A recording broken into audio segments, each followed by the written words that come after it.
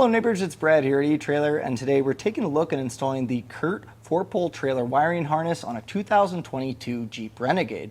Adding trailer wiring to your vehicle is a great addition to adding a hitch, because if you ever plan on pulling a trailer or have accessories that light up, you're going to want a 4-pole, and this is going to allow you to have your running lights, your turn signals, and brake lights. And all of this runs into a module that will keep it protected from any backfeed. It also plugs in directly to the factory style plug, so there's really no cutting on that end. You will have to extend a power wire that's going to run up to your battery and attach that to 12-volt power, but other than that, it's fairly easy. It does require some of the interior panels to be pulled back to be able to plug it in, but I'm going to show you how to do that. So let's get your trailer wiring installed. To begin your installation, you're going to want to open up your rear hatch and remove the cargo cover here, and that way we can gain access to pull up our scuff panel. Now our cargo tie down has a piece of hardware that's holding the scuff panel on, so you're going to want to pry it underneath here. You can use a trim panel tool or even a flathead screwdriver is going to work well, and that's going to give us access to our T40 Torx bit. So we'll go ahead and get this removed.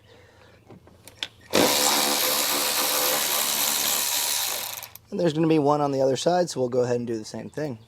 Now, if you reach down on the scuff panel, you're going to find that there's 3 Phillips head screws, so we'll go ahead and get those removed.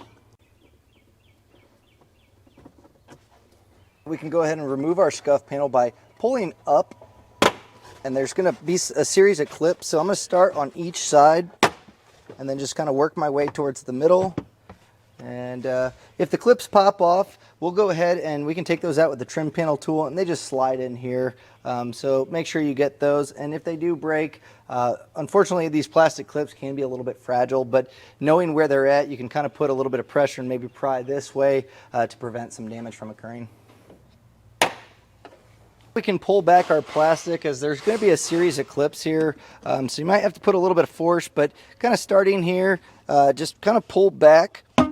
And we're going to start to have some of the clips pop up, and then work your way along this weather seal. And you're going to find the clips as you go along. And to make it a little bit easier, you can pop this top one off too.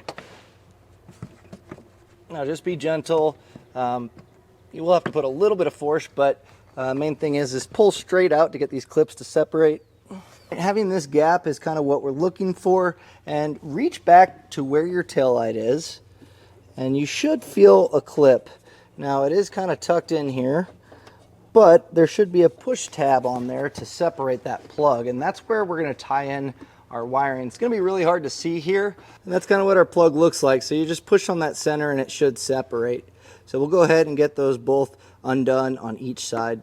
You'll have a yellow, brown, and white wire with these plugs, and you'll see they should match up to what your factory wire was. Now this is going to plug into the taillight just like we had our factory one, and then that factory plug will go into here because it just tees in.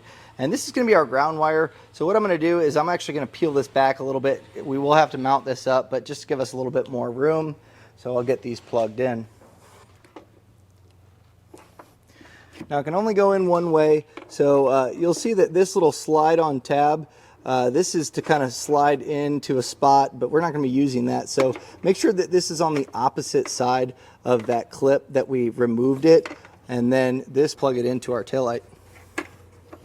Now it is kind of tricky to find that, but we were able to get that plugged in. At this point, take your green wire, and this is going to route along where our scuff panel was, and the scuff panel is going to hide the wire once it's ran across. And once you get that taillight plugged in on the passenger side, you can go ahead and get your plastics popped back in.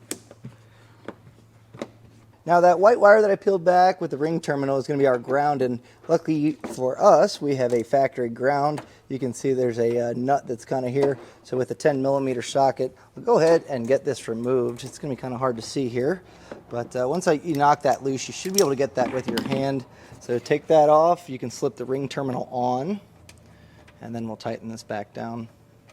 To pass your power wire through, which is going to be the black wire that we attach to our module, there's no great grommets to pass it through to make a nice clean entry over to the engine bay. So what we're going to do is drill out a hole. There's a spot kind of tucked up here. You'll see a dimple. There's a stud underneath, and we found that it's pretty clear here.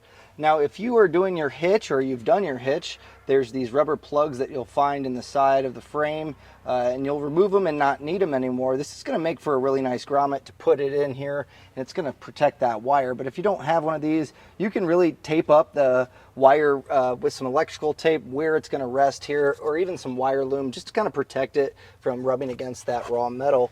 But as far as drilling, we're going to go right about here. And this is going to be a 1/2-inch drill bit just to fit our grommet. So we'll go ahead and get this drilled out.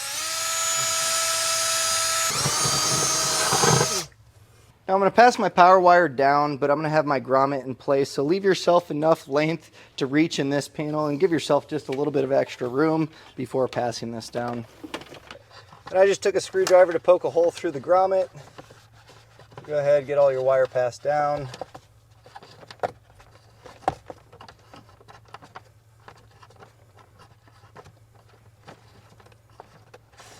We'll get this grommet in place, and then if you want to, you can put a little bit of black silicone just to kind of seal that up, just to make sure that no water gets through here long term. Just take our length that we have inside the vehicle and just strip back a little bit, and with the included butt connector, we'll get this attached. And anytime you crimp down electrical connections, you want to kind of give it a quick tug just to make sure that it's nice and secure. You don't want to have to go back and trace any loose wires. And then we'll take our module here and attach it to this end.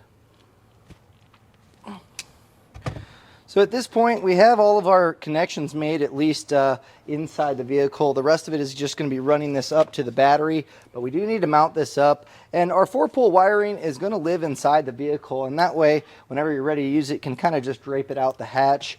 But we'll go ahead, we're going to get this mounted up. Basically just finding a flat surface. There should be some double-sided tape in the kit. We can stick this in. I see a nice little pocket. So I'll get that mounted up and show you how it looks. So I just used the double-sided insulated tape to stick that on that panel. It's a nice little pocket for it. And then I just zip tied up some of my excess wires. I did pull out some of the slack of that green wire just to make sure that when we put our scuff panel back in place that it's not going to be poking out.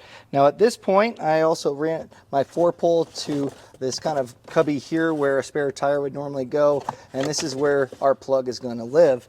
We're going to go ahead, hop underneath the vehicle, and get our power wire ran up to the battery. And now we'll get everything kind of tightened back up as far as our plastic. Again, just kind of make sure that green wire is tucked into place in your scuff panel, and then we'll just get our hardware put back in. So now we're going to trace our power wire up to the front of the vehicle, and it kind of comes out of our grommet that we made kind of up in this area. And we went along here and just kind of follow the fuel tank, and the factory clips here kind of help keep it in place. Now there's an underbody panel, and I actually utilized this. I fed it through. It does have some little plugs and some Phillips head screws that I pulled down to run this wire, but this will keep it nice and protected. And then I went over the subframe, and now to get the wire pulled up, I actually used an airline tube. So it's kind of a fish wire technique where you feed it from the top and then pull it up. The main thing is you're going to want to avoid any exhaust, steering, suspension, or anything that can damage the wire. Our power wire ran up here, and then I just looped this over where I connected it with a butt connector to our fuse holder. Now, real important, do not put your fuse in until you're fully connected. From here, I just put our ring terminal on, just crimp that down. And this is a 13mm nut to get that on our terminal. So now that I have my fuse in place, I'm going ahead and zip tie this up. Our panel still goes back in place, and now we need to test to make sure that it's working. Before we just hit the road, we do want to test to make sure our wiring's working. So I'm using a 4-pole tester. You can find one of these at eTrailer. It's nice because it keeps it specific to our vehicle without having to hook up to a trailer. And if your trailer has faulty wiring, that can cause a false negative on your wiring. So I'll hop in the vehicle and run through the light sequence to make sure that it's working. We'll start with our running lights. Next, we'll do our left turn signal, our right turn signal, and then finally our brakes. And with everything working properly, we can go ahead, tuck our wiring harness into our underbody panel here, and that way, whenever we're ready to use it, we can simply just drape this over the weather stripping here on the vehicle, and the hatch is able to close on this without causing any damage. And this is going to allow you to have plenty of access to be able to plug into your trailer, and it's going to keep it nice and clean when you're not using it. And that was a look and installation of the Curt 4-pole trailer wiring harness on a 2022 Jeep Renegade.